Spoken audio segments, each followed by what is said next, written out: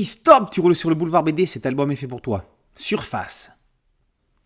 Pas toujours facile, quand on est un flic de choc, de se voir mis au placard, écarté sur une voie de garage dans un bled perdu, sans histoire et sans intérêt. Ceci d'autant plus que cela fait suite à des blessures dues à une opération anti-drogue qui a mal tourné. Les faits ? Paris, quartier Saint-Denis, un soir de février 2019. La capitaine Noémie Chastain et son équipe des stupes s'apprêtent à investir un repère de trafiquants de drogue. Mais l'intervention n'est pas sans risque et tout flic de choc qu'elle soit, elle se prend une balle en pleine figure. Pour elle, la descente en enfer aurait pu commencer. Et d'ailleurs, n'est-ce pas en partie le cas ? Sauvée par les médecins qui lui reconstituent un visage, elle restera néanmoins défigurée à vie. Il lui faut désormais se reconstruire elle-même, mentalement et psychologiquement. Un retour rapide sur le terrain serait d'après elle le meilleur moyen. Son psy n'en est pas convaincu, il n'est pas le seul. Pour l'aider, sa hiérarchie, réticente malgré tout à cette idée, l'envoie dans un commissariat de province avec une mission bien précise. Évaluer le personnel sur place pour envisager la fermeture de ce poste de police. C'est ainsi qu'elle débarque à Decazeville, charmante bourgade en Aveyron, dont le commissariat est également en charge de 5 villages aux alentours. Elle s'installe dans une maison sur les hauteurs d'un lac artificiel, créé 25 ans auparavant par la construction d'un barrage. Lors de cela, comme c'est souvent le cas, l'ancien village d'Avalon a été immergé, avec ses secrets et cadavres, cadre idyllique en apparence. Et voilà justement qu'un cadavre refait surface. Qui est-il ? Comment est-il arrivé là ? D'où vient-il ? L'ancien village libérerait-il ses fantômes ? Enfant disparu 25 ans plus tôt, l'enquête de l'époque avait été clôturée sur un enlèvement non résolu ou une fugue.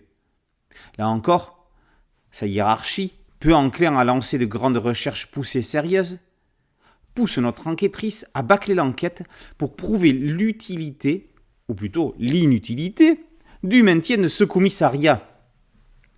Carotte à la clé, revenir dans une unité de terrain et d'intervention. Pourtant, la réapparition de ce cadavre fait également ressortir les secrets enterrés, ou plutôt noyés dans ce cas-ci. Entre légendes rurales, rancœur, vengeance, jalousie, histoire pas très clean, qu'il ne faudrait absolument pas déterrer, faire ressurgir, vont alors dynamiter son enquête.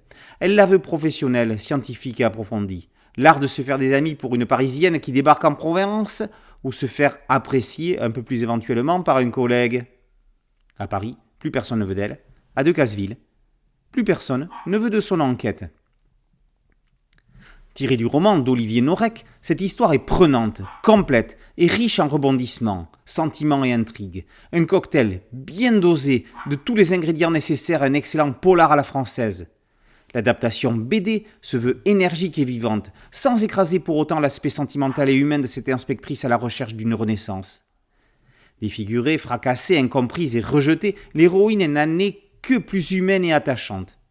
Déchirée, rebelle et complexe à la fois, cette enquête va cependant clairement lui permettre de remettre le pied à l'étrier, l'obligeant à dépasser son état pour retrouver toute sa pugnacité d'avant. Un cold case passionnant, brutal, qui ne livre pas tous ses secrets ni son dénouement avant les dernières pages, car il se lit d'une traite, malgré sa longueur de 136 pages, sans impression de longueur justement. Un travail d'adaptation réalisé avec brio par un Mats parfaitement secondé par le trait énergique et réaliste de Luc Brahi.